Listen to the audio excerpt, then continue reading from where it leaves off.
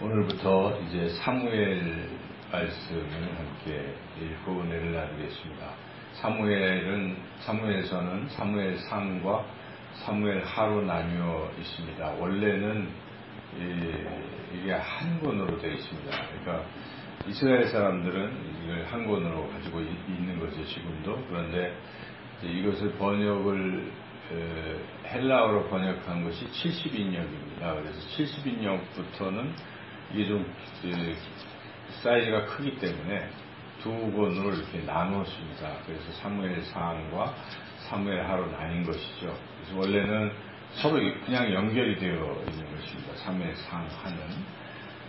이 사무엘상하는 이제 사무엘상은 사무엘과 사울, 그리고 사울과 다윗, 이게 이제 이런 얘기들이 함께 어우러져 있고, 사무엘하는 완전히 다윗 이야기만 기록되어 있습니다.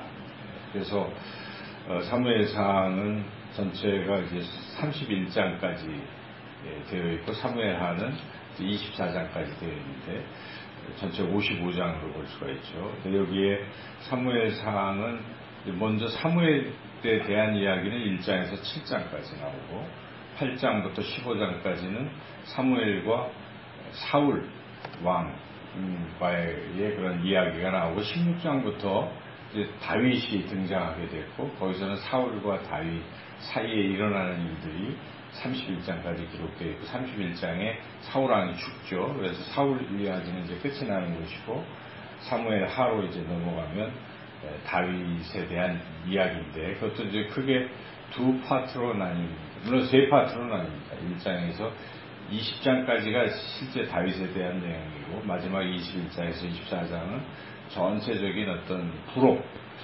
우리가 앞서서도 요한복음도 부록이 21장에 있었는데, 거기도 부록이 있고, 그 다윗 이야기는 크게 두 가지로 이렇게 나뉩니다. 그래서 1장, 8장을 기준으로 1장에서 8장의 상반절까지는 다윗이 계속 잘 되는 이야기, 상승하는 그런 이야기라고 한다면, 이제 8장 후반절부터 다윗이 뭔가 이제 범죄하기 시작해서 곤두박치는 내려가는 이제 그런 이야기가 기록되어 있습니다. 그 밧세바를 범하고 그의 남편 우리아를 죽인 그 범죄로 인해서 이제 하강 곡선을 그리는 이제 그런 이야기죠.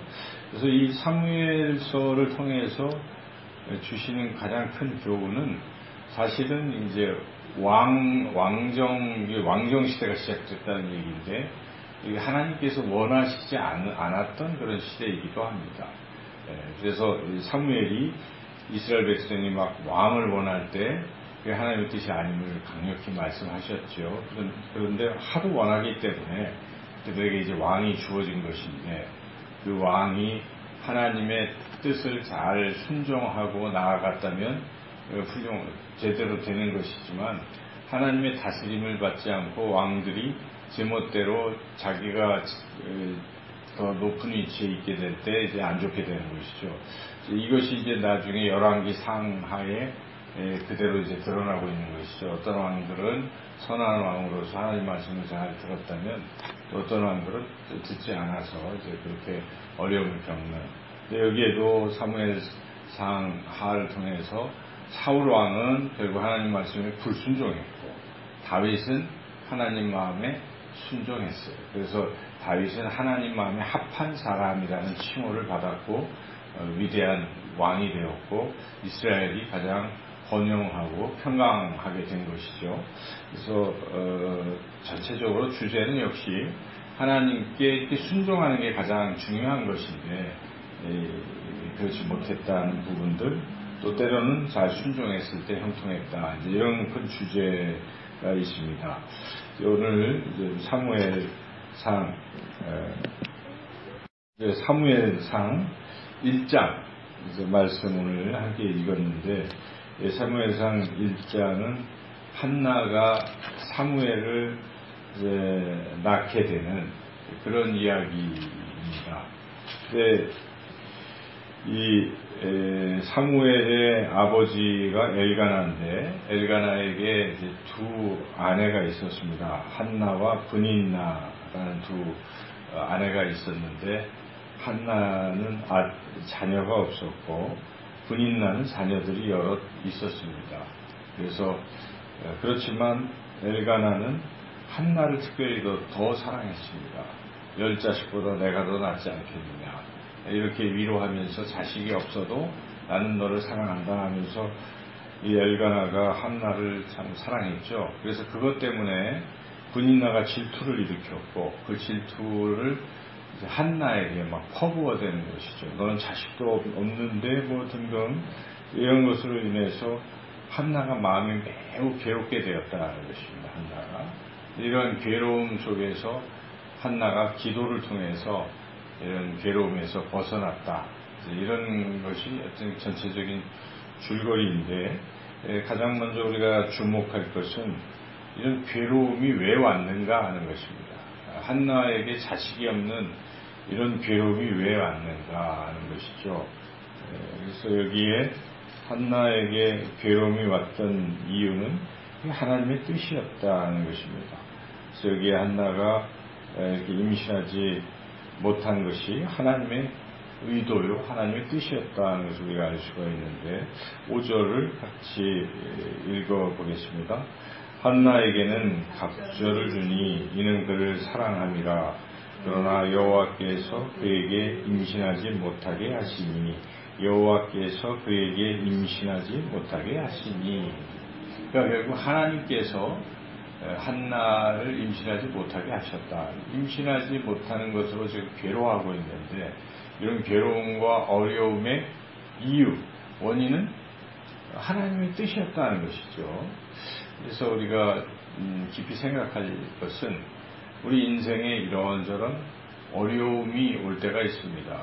괴로운 일이 올 때가 있어요. 그럴 때 이것이 때로는 하나님의 뜻일 수도 있다. 이런 생각을 해보는 게 참 중요하죠. 어려움이 온다 하여 그 어려움 자체만 자꾸 생각하면 그냥 괴로울 뿐인 것이죠. 그러나 그런 중에도 하나님의 뜻이다 하는 것을 우리가 깊이 깨달을 필요가 있습니다. 더 기도하고 생각해 봐야죠. 나에게 왜 이런 고통과 어려움, 괴로움이 왔을까?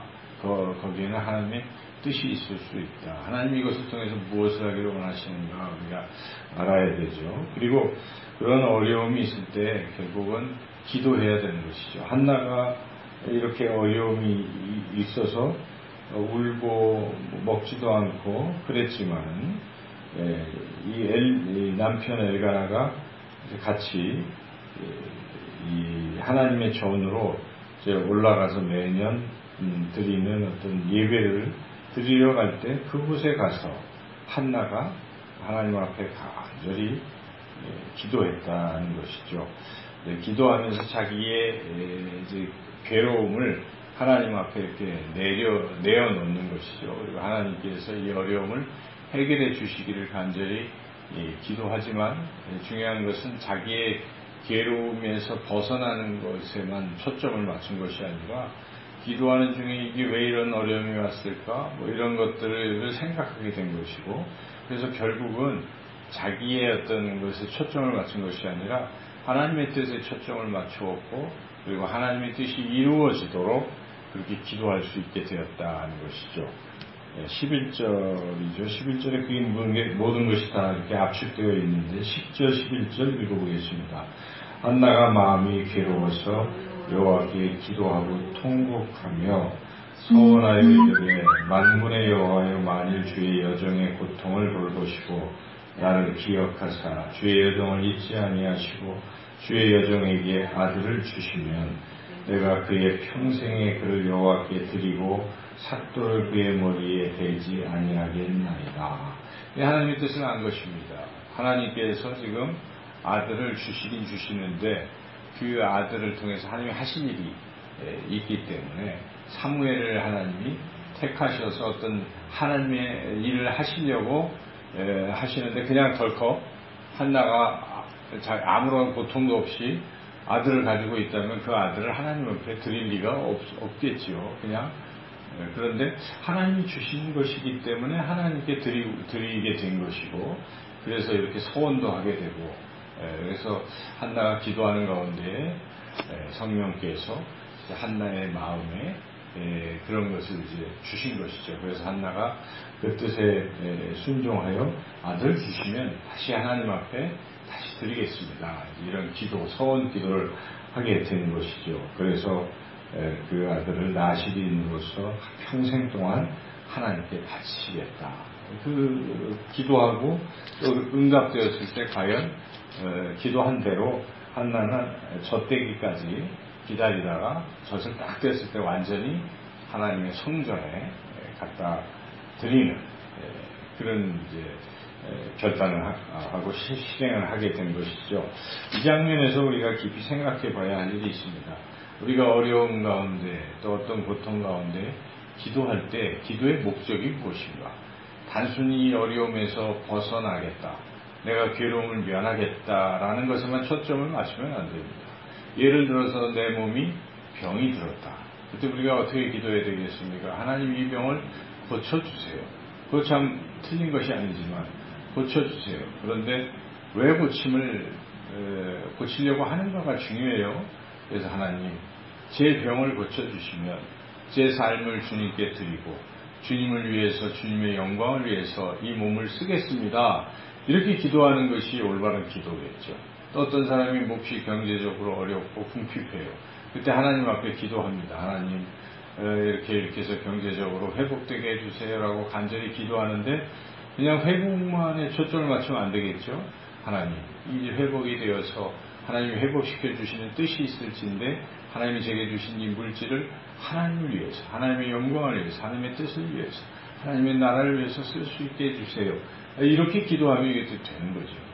그리고 어떤 사람이 대학교에 합격하고 직장에 취업하고 소원들을 이루기 위해서 막 기도를 할 때 그것을 끝나면 안 되는 것이죠. 하나님, 제가 이렇게 취업을 하고 또 합격을 해서 하나님께 영광을 돌리며 제가 이제 또 안정된 직장과 또 이런 속에서 하나님을 위해서 귀히 쓰임받기를 원합니다.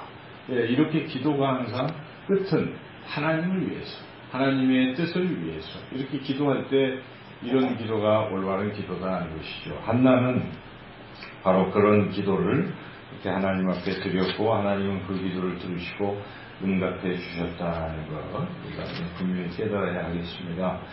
그리고 여기 이제 또 다른 이야기들을 생각해 본다면 여기에 등장하는 엘리 제사장의 모습에서 우리가 뭔가 좀 반성해야 될 부분도 있습니다.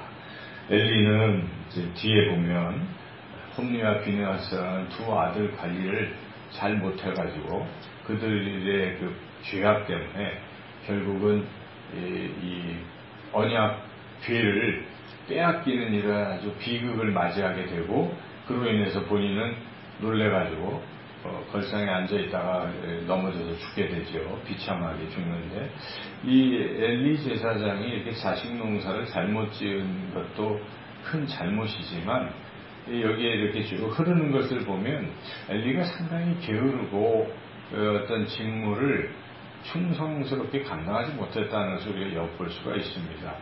여기 제사장의 역할을 지금 해야 되는데 그 역할은 이 백성들과 하나님 사이를 이렇게 잘 연결시키는 일을 해야 되는 것인데 잘 연결시키려면 엘리가 해야 할 일은 그 백성들의 그런 것들을 잘 알아야 되는 것이죠. 이 무슨 어려움이 있나 이런 걸 잘 알고 하나님 앞에 그 기도 제목을 가지고 간절히 기도해야 되는데 그거를 태만히 했다는 것입니다. 아무 신경을 안 쓰고 있는 것이죠. 그냥 가만히 있다가 습관적으로 제사장 일을 하는 것이죠. 그런 모습을 우리가 볼 수가 있는데 한나가 막 간절히 기도하고 이러고 있단 말이죠. 그럴 때 한나 평소에 이제 한나에게 좀 물어보고 한나의 사정이 어떤지 이걸 이렇게 알아야 되는데 그걸 모르고 지금 하는 것이 기도라니까 술 취했다고 생각하고 있는 이런 몰라도 너무 모르는 것이죠. 지금 한 여인이 이런 어려움 속에서 하나님 앞에 와서 간절히 기도하고 있는데 술 취했다라고 생각할 정도면 파악을 못하고 있는 것이 엘리는. 그래서 이제 그런 태도, 그 잘못된 것입니다. 그래서 우리가 목회자도 그렇고 우리가 리더라면 부지런히 양떼의 형편과 사정을 살피는 것이 굉장히 중요하죠. 어디가 아픈가, 어디가 괴로운가, 무엇이 필요한가, 이런 것들을 분주히 잘 살필 책임이 있습니다. 그런 책임을 다 해야 되는데 엘리가 그것을 못했다는 것을 우리가 알 수가 있습니다. 그래도 엘리가 이제 그런 걸 몰랐지만 또 이 한나가 자기 사정을 쭉 아랬을 때에 하나님의 뜻이 네가 기도한 것이 다 허락되기를 내가 원한다, 이렇게 이야기를 하고 있죠. 여기 중요한 것은 한나의 그런 태도가 참 중요합니다. 한나는 비록 엘리 제사장이 제사장으로서의 역할을 제대로 못하는 사람이었지만 그래도 하나님이 세우신 제사장이었기에 그가 하는 말을 하나님의 말씀으로 그는 들었다는 것입니다. 그리고 그렇게 들은 대로 믿고 나아갔을 때 또 이루어졌다 하는 것이죠. 이것이 참 중요한 태도인데 17절 18절을 읽어보겠습니다. 엘리가 대답하여 이르되 평안히 가라. 이스라엘의 하나님이 네가 기도하여 구한 것을 허락하시기를 원하노라 하니 이르되 당신의 여종이 당신께 은혜 있기를 원하나이다 하고 가서 먹고 얼굴에 다시는 근심 빛이 없더라. 이것은 엘리가 하는 이야기를 하나님의 말씀으로 들었어요. 응답받았다고 생각한 것입니다. 엘리가 얘기했지만 좀 부족한 제사장이지만 그래도 하나님이 세우신 제사장이라고 한나는 그것을 인정하였고 그리고 그가 하는 말을 통해서 하나님이 들으셨다라고 확신을 하고 다시는 근심을 안 하고 나아갔다. 이런 것도 참 중요하죠. 우리가 하나님 중심의 신앙이 참 중요합니다. 그래서 어떤 것이라도 하나님 말씀으로 듣고 믿고 이렇게 나아가는 것이 참 중요한 태도죠. 그래서 그렇게 할 때 이제 그 하나님께서 응답을 해 주십니다. 여기에 보면 19절에 보면 여호와께서 그를 생각하신지라 하고 이제 그에게 원하는 대로 이제 아이를 주셨다는 것입니다. 그리고 한나는 자기가 서원한 대로 그대로 순종해서 자기 이렇게 아이를 하나님 앞에 드렸다는 것이 오늘 본문의 내용이죠. 마지막 27절 28절 읽어보겠습니다. 이 아이를 위하여 내가 기도하였더니 내가 구하여 기도하는 바를 여호와께서 내게 허락하신지라. 그러므로 나도 그를 여호와께 드리되 그의 평생을 여호와께 드리나이다 하고 그가 거기서 여호와께 경배하니라. 오늘 이 이야기에서 가장 중요한 것은 어려움이 있어도 우리가 기도해야 된다는 것입니다. 기도하는 가운데에 하나님의 뜻을 깨달을 수가 있어요. 이 어려움을 통해서 하나님 무엇을 원하시는가? 그리고 그 뜻을 깨달을 때는 하나님 그 뜻대로 이루어지게 해달라고 우리가 또 간절히 기도해야 돼요. 내 뜻, 내 어려움만 해결하려고 처음에는 물론 그렇게 출발을 했을지도 몰라도 기도하는 가운데에 성령께서 분명히 알려주십니다. 네가 이런 어려움이 있는 것은 내가 이것을 원하기 때문이다. 알려주실 때 그 뜻대로 또 이루어지도록 간절히 기도하고 그리고 그 기도가 응답될 것임을 확신하고 그리고 응답되었을 때에 서원한 약속한 그대로 하나님의 뜻대로 또 순종하고 나아가는 한나와 같은 그러한 태도로 그러한 믿음으로 오늘도 또 살아가시기를 주님의 이름으로 축원합니다.